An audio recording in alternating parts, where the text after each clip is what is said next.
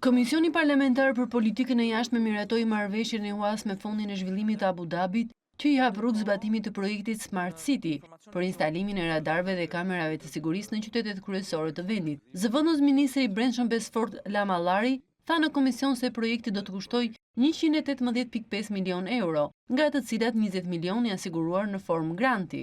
Kemi një koncept të zgjeruar të sigurisë publike, duke përfshirë shtrije të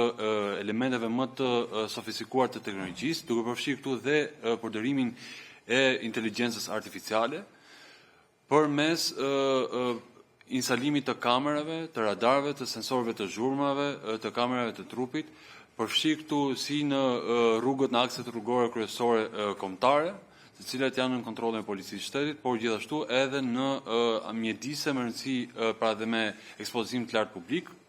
Sipas zëvendës ministrit të Brendshëm, pas zbatimit të këtij projekti dhe shtimit të kamerave të sigurisë dhe informacionit inteligjent, përfitues do të jenë komunitetet e prindërve, studentët dhe nxënësit, fal informacionit që do grumbullohet në Smart City dhe do përdoret për herë të parë në vendin tonë. Projekti do të përfshijë një fazë zbatimi për 12 muajsh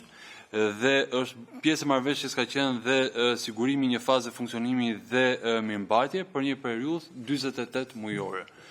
Unë mendoj që kjo është vërtet jo vetëm një rëndësi, por është një rëndësi të jashtëzakonshme për vendin tonë, për sigurinë rrugore dhe atë publike. Gjatë diskutimeve, deputeti Vangjel Dule shprehu shqetësim në lidhje me faktin se ky projekt ligj për te sigurisë rrugore dhe publike mund të cënojë mbrojtjen e të dhënave të qytetarëve.